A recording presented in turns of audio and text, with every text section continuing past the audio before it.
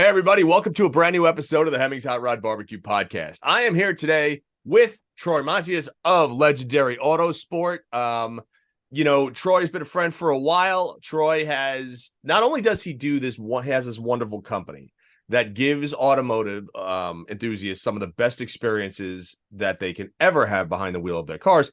But we just hung out at Pebble Beach, and we want to go into Pebble Beach. We want to talk about that, do a little recap, because I got news. It's changing a little bit. So we're going to hit on that. But Troy, how you doing, buddy? I'm good, man. Recovering, just getting past the craziness of last week, which we'll talk about. But yeah, I'm good, Mike. Good. Very good. So I want to touch on Legendary for a second, okay? Because, there's a lot of people, and I think you'll definitely agree with this.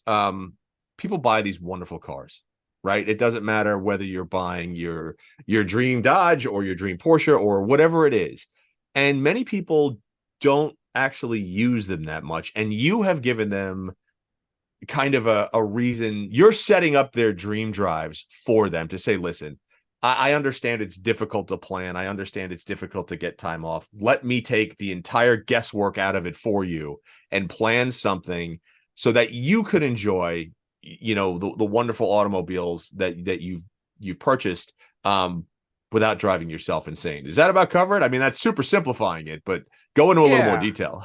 No, it definitely paints a good picture. So to your point, our focus is to provide an automotive experience kind of at the bucket list level for automotive enthusiasts, right? So going back, I've been a car guy since I was 5 years old. Like a lot of people that are listening, I could tell a car by the headlights, taillights, even at night. Mm-hmm. As young as 5-6 years old. My family's told me it's just been in my blood my whole life. And to your point, it doesn't matter if it's a Dodge, a Ford, a Porsche, a Ferrari. I love all cars. I gravitate towards the European scene. That's just where I've kind of landed myself. Yeah. But I'll see, you and I, we'll talk more about Pebble, but we'd see a Hornet, or we'd see a Charger, or we'd see some kind of crazy GT Shelby, and we'd both just stop and start talking about it. It doesn't matter what it is. It's a car guy thing. So, for me, I took a trip over to Germany for a birthday back in 2012. I had a friend that was stationed there. I've always done driving, things like that. But when I went over to Germany, I spent 10 days. And at the end of that week, I had finished my bucket list trip. Go to the Nürburgring, go over to Spa, go to the Porsche Museum, all the normal spots you want to go to. Sure, of course. And when I got to the end of the week, I remember saying to my wife, how do I do this more often? And more importantly, how do I share the experience with other enthusiasts? Yeah.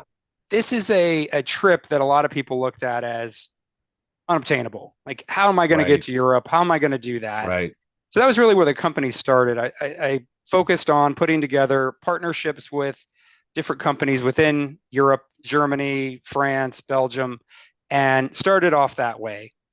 Fast forward to, right before the pandemic, the plan was to shift to the US market and really focus on all the great things we can do here in America, between Laguna Seca, between Road Atlanta, VIR, all these great tracks. But to the point you made before, Mike, how do we get you in your own car and drive your car? Because obviously in Europe, what we were doing is providing cars. Right. Sure. Of course. Right. Yeah. But I mean, here, the nice part is, I think that a lot of people, you have domestic tours as well, which I think is really cool. And, I think so much of it is just time. And I mean, people trying to plan something themselves is difficult because there's 1,000 moving parts to these things, and they don't have the time. They don't have the, I don't want to say it's the ambition, but it can be overwhelming to do a trip like that. And a lot of these trips you also want to do with friends of yours, right? Like I've been fortunate enough to do a bunch of road trips like that.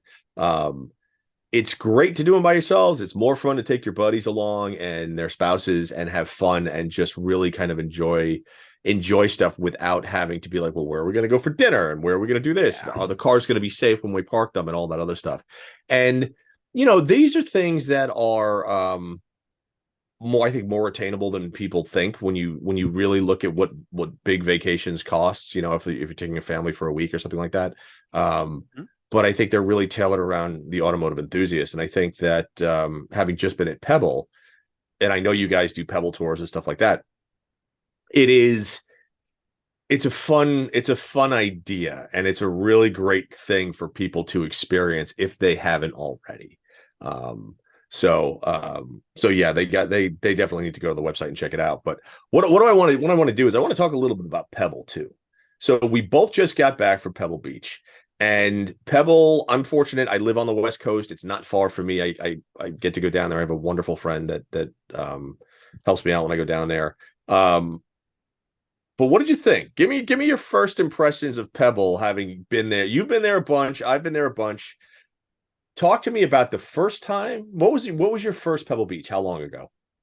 I started in 2016, so just under 10 years. I know you've been Okay. going longer, but for me, I did Amelia Island and I did Pebble in the same year for the first time in 2016.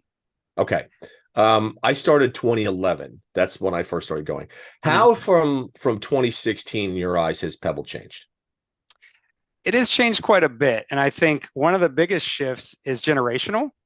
I've Mm-hmm. seen a lot of the younger generation start coming to this event, which let's use the term Monterey Car Week versus Pebble, because Sure. Pebble really describes just the Sunday event. A Yes, lot of that's people correct. think of it that way. Yeah. Monterey Car Week is a collection of multiple days and multiple events, which can be overwhelming the first time Yeah. you go. Correct. For Correct. me, what do I see beyond just that generational shift? It's the attendance at each of these events. So where, say, the Porsche Works Monterey event, they call it Mm-hmm. Works Reunion Monterey. That has been traditionally attended by multiple generations. If you're a Porsche owner, if you're a Porsche enthusiast, you're going to go to that. A lot of different generations go. You'll see kids, you'll see Yeah. 80-year-olds. It doesn't Yep. matter. But Right. then you look at, say, the Contorso event on the Italiano event. Mm-hmm. That one, a lot of times, is attended by an older generation. A little different this year and last year. You'd Yeah. see younger generations. And then to the point of Pebble, the Concours, I saw a big difference this year. I didn't make it to that event last year on Sunday, but this year there were much younger generations running around. You can use the term influencers. We had a lot of Sure. people trying to gather content, streaming live, standing in front of the car, talking about Mm-hmm. the car. And you recognize a lot of these folks if you watch social media, which most of us Yeah. do, and you're going to see them running around. I didn't see that so much in the last few years. So everyone wants a piece of Pebble. They want to be there. It's the latest, greatest thing. And I think something else that's probably in the back of your mind is, what does Pebble look like in the future as far as the cars, where that's going to? And I think maybe we'll see a shift there too. Well, I think you're absolutely right. I mean, since I started going in 2011, it was, Pebble was one of those, for me, it was a bucket list thing being from the East Coast. It was like, okay, well, how do I get out here, and how do I enjoy this and see what it was? And for those that don't know, Car Week in Monterey is really one of the best events in my opinion in the world. It's one of the greatest, automotive events in the world. And I mean, yes, you have Goodwood, you have Amelia and all these other things. Car Week is quite amazing because it encompasses the entire Monterey Peninsula in Northern California, and you have a host of different events from the like Troy said, with the Works Reunion, from Concorso Italiano to the lawn to the vintage races at Laguna Seca. Exactly. There is literally something for everyone.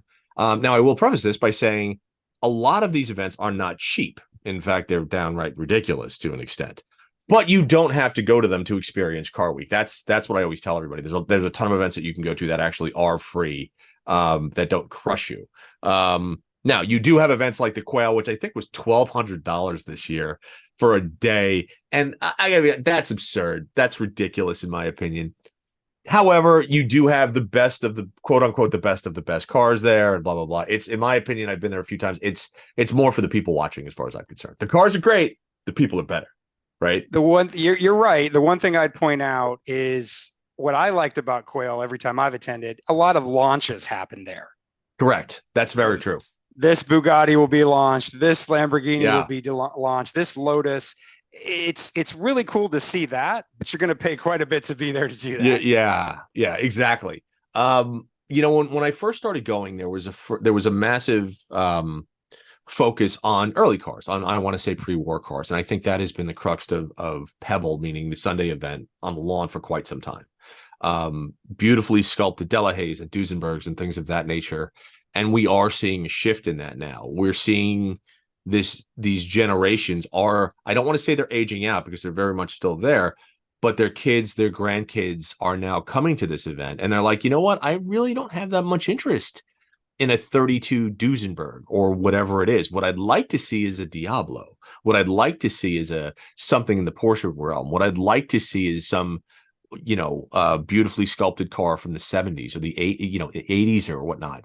And because when we think about it, when you talk about the 1980s, you're talking about 40 years ago.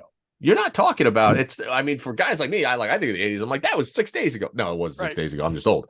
But we are seeing that shift. And the other part, to your point, the amount of cameras, the technology has affected Pebble in such a way that everyone is there now. I mean, you used to see these, photographers there with these massive SLR, these cameras that are going out and doing these things. But now everyone with an iPhone is literally chasing these cars down to the point where the vibe of the entire Car Week event has changed, in my opinion. It's not necessarily worse. It's just different. And it's a shift good way to say that it. I think it's a shift that people are kind of raising an eyebrow at. I mean, it used to be where in downtown in Carmel Valley, right? You would have on a Friday, Saturday night, or any night, you would have this parade of beautiful cars going back and forth. Last year and the year before, you had a couple of jackasses that went in and started doing stupid shit and just doing donuts and burnouts and stuff. And that's not the place to do this. So they didn't even blink. They were like, well, we'll just shut it down. And so they just put barricades up. So you can't do that anymore. But you still have a contingency that feels it's their need to come down there and act the fool in front of a bunch of people and just slam their foot to the floor and, rev their cars, their supercars until the fucking, the valves float. And it's one of those things where you go, why? Why do you do that? Attention. Right? Yeah, attention. So I'm trying to, I guess my takeaway was how is this going to evolve? What does Pebble look like, to your point, in the next 3 years, the next 4 years, right? Do you think there's going to be a drastic shift to a much younger crowd and more of this kind of just influencer? That's a crap term. I hate that. But just that BS behavior. Or do you think that it would ever get to the point that if that does continue, they'd be like, yeah, we're just not doing this anymore, and they would clip it? I don't think we'd ever get to the point where they'll this is such a long-term running event. I think they'll find ways to set boundaries, right? Smaller events, I have seen, unfortunately, these events shut down because of different activities that were just way out of bounds, right? Yeah. I've been stuck in the middle of some of those situations. We'll not go down that road. Where, I mean, I'm kind of happy they did that because I almost had a car get destroyed because of that situation. Mm-hmm. Not fun. And I think if you go back to this year, what was it, Friday night? Yeah, Friday night, we ended up going downtown Monterey and we grabbed a bite, right? And we just sat there and car watched and people watched. That's right. And that's free, to Mike's point from before. There are a lot of things that are free during Car Week, so don't be afraid to look into going if it's just a monetary thing. But when you're in downtown, similar to what you said about Carmel, there were a few people doing some, not questionable. Questionable things. I remember, we won't call out specific car marks, but they were. But for the most part, people were just hanging out and having a good time. And you saw a collection of everything. I think we saw a couple of 64 Impalas. We saw big trucks. We saw hypercars. To your point, that's a fabulous point. This year, I think more than any, we saw such an amazing mix. And this was the first time that I actually saw like straight up lowrider three-wheeling going down Monterey. I thought that was amazing. And here was the other part. Everybody on that was, that was watching, that was lining the streets. I think they got so excited to see the differentiation in the cars, to see you would have a 64 Impala lowrider, followed by a 6-wheeler Brabus G-Wagon, followed by some kind of $20 million vintage Ferrari. I have never seen a combination like that ever, and it was to me, that's what the hobby is about, right? It's about celebrating every mark, every make, every genre of automobile. But what I found really neat was how much the other people enjoyed it. They weren't just looking at, oh my God, that's an amazing Ferrari. They were like, 64 Impala, lifted G-Wagon, Ferrari, Porsche, wide body, this, that. I mean, it was crazy. It was crazy. It was a lot of fun. And right down the street was RM Sotheby's auction, right? Yeah. So, you go from here to here to here. That is what makes Car Week so special. There's something for every automotive enthusiast. There's something for, those that aren't so into cars, that are drug along with their family. Yeah. I mean, that happens. I'm lucky. My wife is into cars, so is yeah. yours.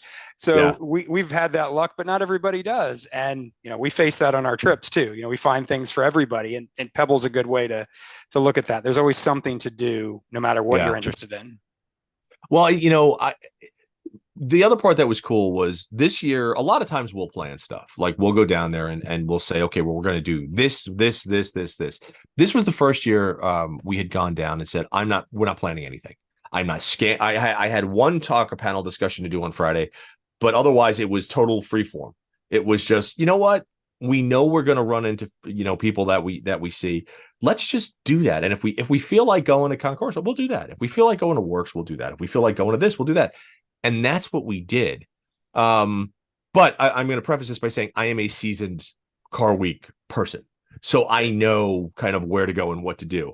If you have never been, it can be overwhelming. And I think that's when people call like you and say, all right, what the hell do I do? And how do I go about this? Because for a first timer, there's a ton of stuff to do. And I think it's very possible people get lost in just in the shuffle, and they don't have any type of schedule or mindset. Because as we know, you could start at 7 a.m. every morning and not finish until, 10 o'clock at night if you really want to. It's 100% true. And what you don't realize if you've never attended this event, unlike some of the other Concours events around the country, they have multiple events happening the same day. So what you don't realize is the overlap. And to your point, just the logistics of driving from one place to the next, determining parking, the traffic, all of these things, that's where Legendary Autosports solves that. We provide all of that convenience, because the one thing, it doesn't matter who you are, it doesn't matter how much money you have, you can't buy more time. And that's what we're giving back to you. We're making it easy, simplistic, and all inclusive. Yeah, well, I think that's exactly right. There is a convenience charge that goes along with that, but that is warranted, because here's the thing. Like I said, everything happens down in the Monterey Bay Peninsula. And so to go 5 miles could take you 45 minutes. It can. Now, I will also say it'll be a very interesting 45 minutes, because here's the thing. You can drive anywhere down there at any given time during Car Week. And all of a sudden you'll be at a stoplight and you'll be like, oh, there's a, 250 GTO Ferrari just sitting at the light. That's $20 million. Or there's a Bugatti Chiron, or there's a 64 Impala. So the car show, the Car Week is just that. Everywhere you go, there's something. And even in places that you would never think. So like, and we'll say this. If you are trying to do this on your own, you might say, I'm just going to stay at a Motel 6. Okay. A Motel 6 during Car Week is probably $600 a night, because they're not stupid. And what they do is they know you're going to pay it.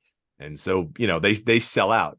So this is where Troy comes in. He goes, yeah, that's not going to happen. We're going to make this a little easier for you. But one of the things we had gone to on Saturday, we went to the racetrack, and the historic races are an amazing event. And these are held at Laguna Seca.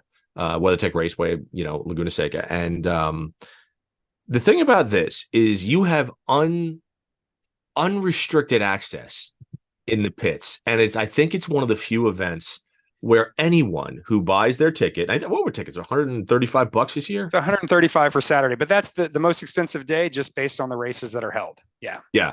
But it's, when you think about it as an experience, $135 per ticket, you have access to everything. When I say access, You can literally walk into the pits. You can walk into the cars. You could, I mean, aside from jumping in a car, that's as close as you can get. It's pretty crazy. And It is. you have the drivers there, and you have the mechanics, and you have the teams, and they're all there and more than willing to talk and ask questions or answer questions. And it's just, especially for families, my God, what an astonishing place to be, right? Yes. No, Saturday was a fantastic day. You had so many different classes out. I brought two people that year that had never been to the Rolex. They had lost their minds. They did. They couldn't believe, because you said, like you and I are talking now, you're trying to explain some of this. It's hard to envision until you're there. And Right. to your point about that unfederated access, how great that is. I see that at some of the racing series at the Nürburgring, and people don't believe it there. But here, these races are very similar, where you're in the paddock, you're walking around, you're talking to the driver, you're asking them what just happened on track. Mm-hmm. They're just hanging out with you. I ran into a car. So over here in Charlotte, John Hotchkiss Suspension, he and his father raced for years, and we saw a car that had his name on it. So we actually went up and talked to the driver who owns the car now, and chatted about, he knows John really well. I shot some pictures back to John. Sure. But that's part of the fun of being there and just having those conversations. Yeah, I totally agree. It's very funny. Brock Gates Jr., son of a famed journalist, Brock Gates, is a good friend of mine. And his dad back in the day drove, I believe it was the 69 Camaro in the vintage Trans Am series, and sponsored by Genesee beer or whatever it was. And I've taken a couple of shots of that car and sent it back to him. And it is just that when you're in the automotive community, to an extent, you do run into people and you do make these friendships that are long lasting. And it's weird because there are so many people that want to break into it. And they'd be like, "Oh, you must have a great job," and it is. What we do is pretty astonishing when you think about it, right? But it is, once you're in, you're kind of in, and you have access to these wonderful people and these wonderful communities, and it is such an amazing hobby for the enthusiast to get in. And it's not as hard as you think, but one of the things you have to do is you do have to go to events, right? You need to make yourself present. You need to be willing to be a bit of an extrovert and to walk up to people and ask questions and talk to people and talk about cars and educate yourself on stuff. But God, it's my favorite week of the year. It is by far my favorite week of the year. It is. And this year to me it's a double whammy, if you will, because, a month from now we have another big event at Runsport, at Laguna Seca, in Monterey. And that's the Runsport reunion. So I know you and I are going to chat more about that, getting together there. That's, again, another fantastic event. If you didn't get to go to Car Week this year and you're in that area, another really cool event. And like the Runsport is primarily Porsche based. But it's a great event to go down to again, even if you don't have a Porsche or what have you, go down and just check it out. Because again, it's all about going to the events, and it's about getting your feet wet, because as soon as you start doing that, you'll get a feel for what you like and what you don't like. And that's okay. Like, you might go to the races and be like, this is overwhelming for me. I can't do this. Whereby you might go to Runsport and be like, this is my pace. This is what I like. So it was just fabulous. The other thing are the auctions. Oh, right? Man. Yeah. I haven't gone back and looked at the numbers because, they always tally everything up. Oh my God. They're insane. But I think I went multiple days, multiple auctions. I think you did too. Yeah. And just seeing the level of car, for example, Wednesday night is the Motor Lux event that the Jet puts Center. on. Yeah, at the Jet Center. And that's a cool evolution, Gordon McCall's party, and then shift. So it's a little different than it used to be. Lots going on. I was talking about this with a friend this morning. But when you're there, Broad Arrow, one of the auctions specifically, had 174, if I remember the number correctly, cars set up, because that is where they were holding their auctions. Mm-hmm. So it was a really good opportunity. No reserve, right? Yeah. I think you're correct. Yeah. I saw a lot of cars cross the block there over the next few days, and just beautiful examples, period correct, as you said, post-war, pre-war cars. They had a mix of those, but then they had a lot of rally cars, like Deltas. They had Escort Cosworth, and just all kinds of really crazy stuff. And then your Ferrari Testarossas. I think they had a Singer Porsche there. Just a lot of stuff. It's there's something for everybody. So what did you take away from the auctions as far as values go? Right, because you and I both follow markets pretty religiously. I mean, you look at a bunch of cars every day, so do I. There were, I think, some surprises there, but did you feel like the overall average was down by a certain percentage on certain? Like, I think the blue chip cars are always going to be blue chip. They're always going to go bananas, right? Yeah. But I think above all, there were, and it sounds weird when we say there were some deals out there, especially when you're talking like hundreds of thousands of dollars, right? But there kind of were, no? No, there were. You're absolutely right. I saw that. I even asked a couple of friends that are in that circle for that particular mark. I went to them and said, does this number sound right to you? Because it seemed a little low to me. Yeah. It's been that way for the past few months. I'm like, all right, well, I guess I hadn't noticed that. But, we're talking 10 to 40 grand less than I thought it would be. Yeah. But that's a pretty big shift when you're talking about under 200 grand. That's a nice percentage change. That's right. So, yeah. That's right. Yeah, we were looking at a couple of cars that went across, and I was like, damn. It's like, man, that'd be really nice to have. But here's the thing about the auctions. I think the overtone is when you go there, if you're like in my position, you go there and you go, I can't afford anything, so I'm not even going to register to bid for anything. Right. But then all of a sudden something goes across the block and you're like, I could have almost bought that. Or like, if I stretched, I might have been able to say, I guessed exactly. So like that's the thing. And this is another thing. When you go to these auctions, you do have to register, and there is a fee for that. Like they're going to ding you $500 on your credit card or whatever it is. And if you go to one of the higher end auctions, they're going to want bank statements, because you could throw your hand up, but if you don't have any money, that's not okay. So a lot of the auctions, the higher end ones, they will do a background check on your finances to make sure that you can actually afford something, and you will be pre-qualified to bid up to a certain amount for the most part. It's but there were some deals out there, And each auction house is different, right? So everybody sees Mecum on TV.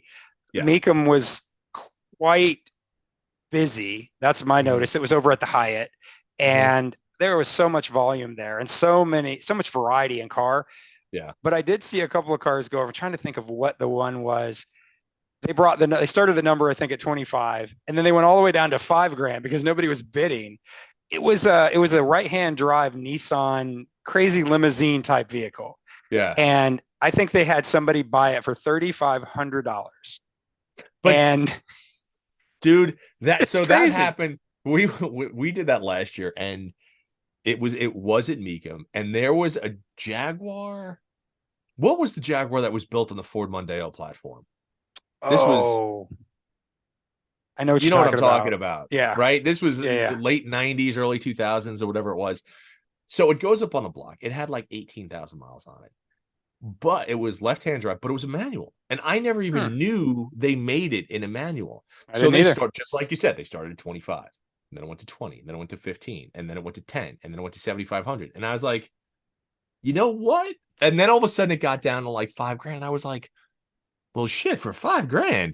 Like, I don't even want it, but for a car with 18,000 miles with a manual for that, like, I feel like, and this is where I'm totally a sucker, because I can't walk away from anything that's cheap and in great condition. I just feel like, well, somebody has to save it, and I should be that guy, even if it dings me. But there are things like that go across the block, and you go, I could have done that. Like, not that you necessarily wanted it, but I think a lot of it is the idea that you could potentially do it. Right. I was close. I was close to actually turning around and going and saying, I really was, because there's a cool factor to that car. It was a Nissan President or something like that. I have to go back and look. I have the book, but I'm curious what it was. Somebody did finally buy it, but $3,500. And just think about driving that around Car Week for the week and then flipping it. Well, that's just it. And here's the other part. Like, and I always say this to people, if you buy a car, a lot of people are going, well, if I buy it, then I'm stuck with it. You're never stuck with anything. Yeah. You can always sell something. So even if you buy it, you drive it for a certain amount of time, and then you don't like it, or you've had your time with it and you decide to move it along and flip it, go right ahead. Now, you might not always make money. There might be a cost to driving it, but it's the experience that you'll get from the ownership. Right. That is, I think that's what the takeaway has to be, you know. And I know, like, well, you're just like me, where we always look at stuff and I'm like, I'd really like to own that. And like, right.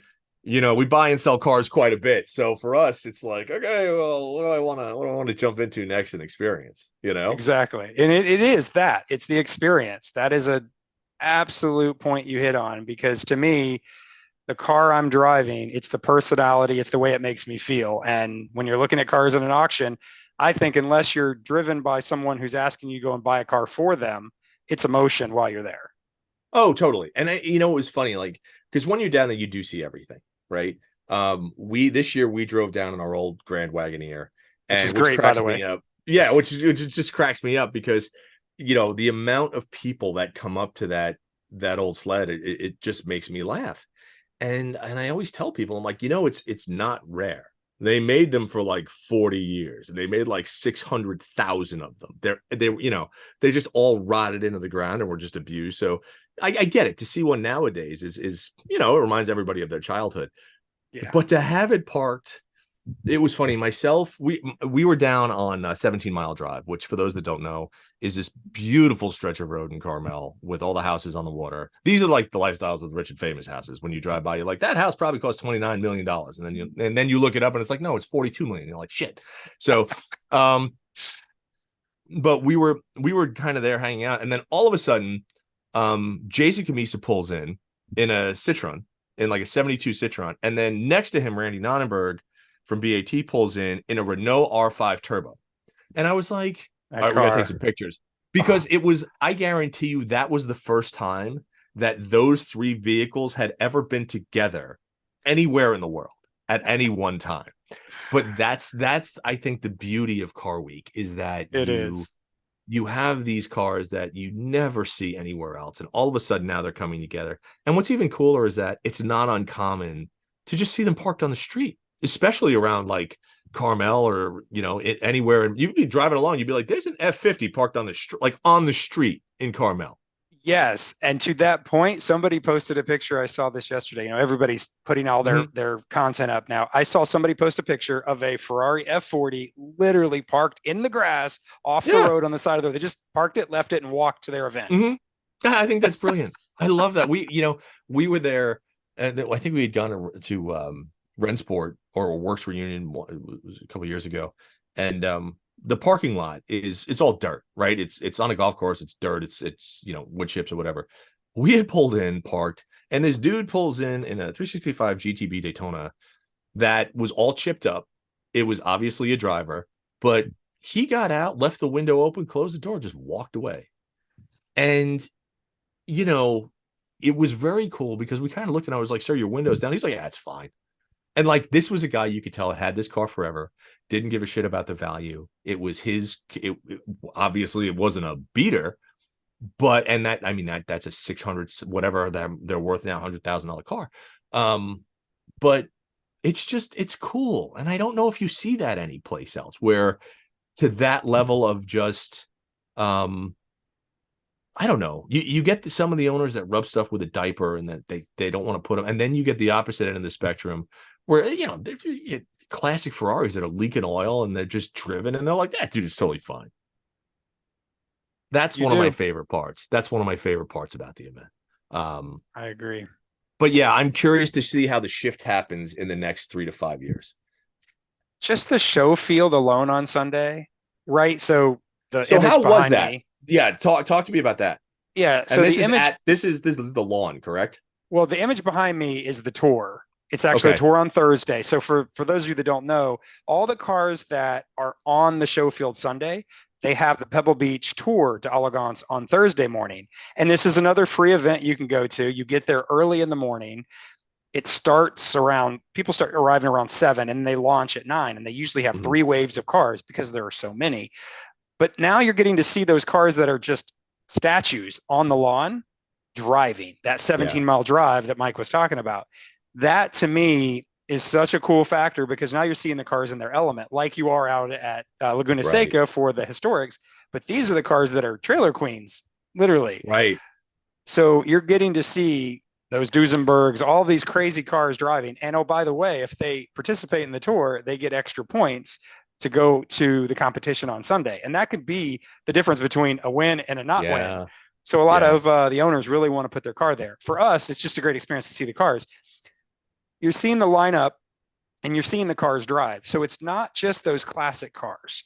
That's the shift. There was a McLaren F1 GTR. And if you saw that on Sunday on the lawn, we got to see that driving during the event for free. Yeah, right. And you had a car there from Roof. He brought a blue 901, the original 911 before they had to change the name because of the Peugeot challenge. And that car wasn't just a 901. That was one of the original prototype cars from Porsche. And it was the number 6 prototype, which I read this from Roof, so I can't say this is 100% correct, but if it is, this is amazing. His car is the car that was used in the auto show in France when they first launched the 9 quote unquote 11 to the world. It's the very first 911 anyone ever saw. Wow. That car being on the lawn at Pebble Beach and winning a best of show in a class that didn't exist X amount of years ago, that shows the shift. Yeah. That's a 63. Yeah. That's right. Wasn't there also like a Diablo that went across?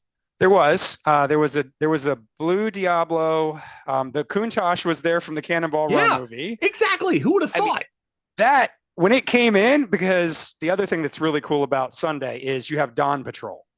Right. And Dawn Patrol is an event that's been going on for, I can't remember what year it started. It's been going on forever. And something I read is Dawn Patrol isn't just the dawn, like the light. There was a guy named Dawn. Did you know that, Mike? Oh, no, I had no idea. Yeah, I'll have to send you that. I found it and read it. It's kind of funny. A guy named Don would come and he'd beat everybody in the morning. It's the stories and the things you find out. But we got there that morning before the first car rolled, and that's what happens. You're there. Now you get a second chance to see the cars moving. They're driving into the show field and then getting placed. Sun's just rising, Pebble Beach Peninsula, the ocean's right behind you. It's beautiful. It's spectacular. Yeah. And you're getting to see all these cars go by. So I missed the Countach somehow on Thursday. I saw it rolling by and I thought, there's no way that's the actual Countach. That car. Yeah. It was. It's amazing. Wow. Yeah. No, it's cool. Pebble, Car Week is an amazing thing. For those that haven't experienced it, put it on your bucket list, right? Because I mean, here's the thing, and we kind of talk about this all the time, but it's we kind of have a finite time that we're on this planet to kind of do stuff and experience stuff. And if you want to experience this stuff, there's a couple of ways. One, you can call Troy. He'll obviously hook you up with everything through Legendary. But do these events and go to these events. And if you're ever trying to break into the industry, this is where everyone is, right? I mean, you see anyone who's anyone in this industry is generally at Car Week in some way, shape, or form.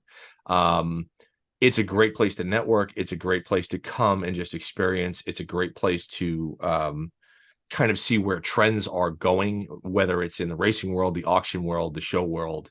It's an all-encompassing thing that is over the span of 6-7 days.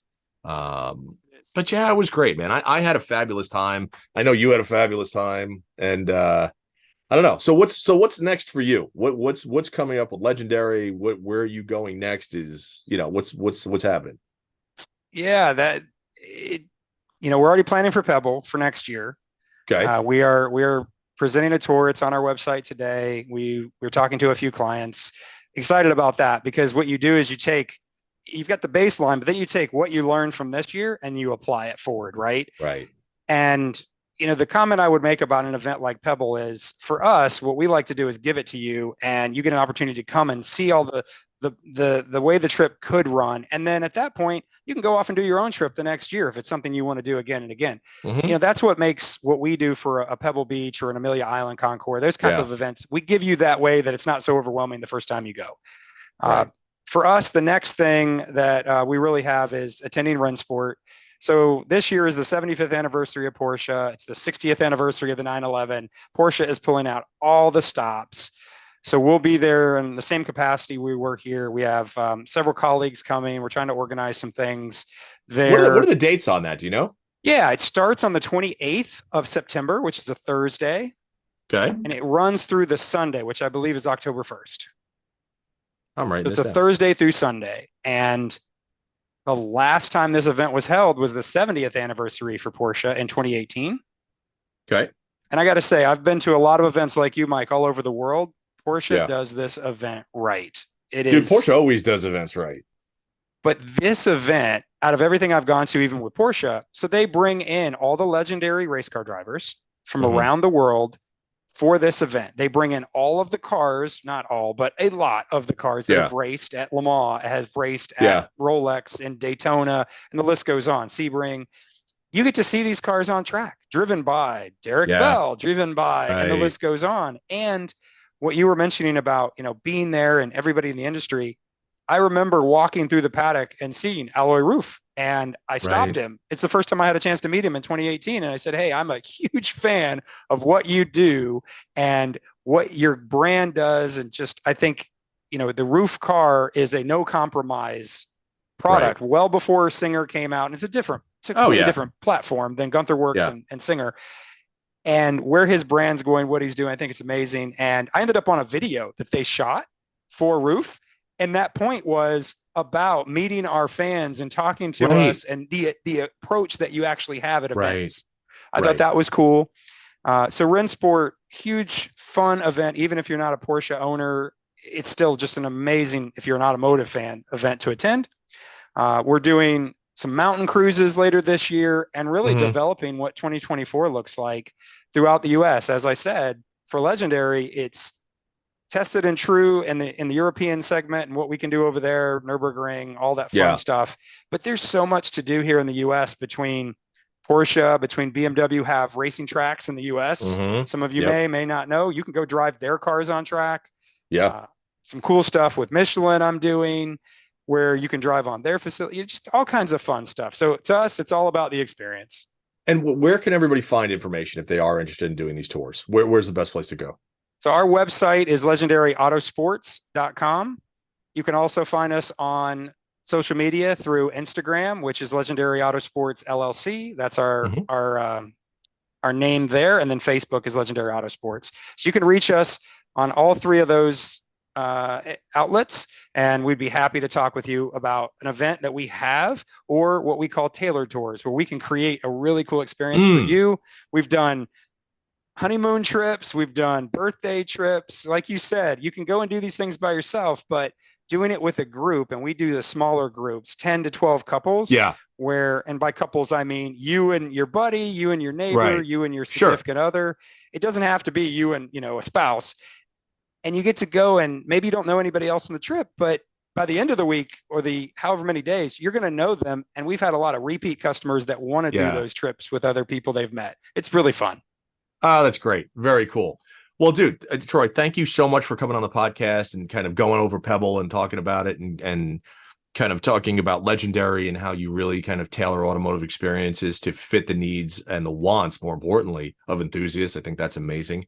Like I said, Runsport is coming up. I don't think I'm actually filming anything on those days, so I might have to register and come down, especially if you're going to be there. I can actually get my 911 out of mothballs, and haven't driven that in a long time, and take it down there, which would be a lot of fun.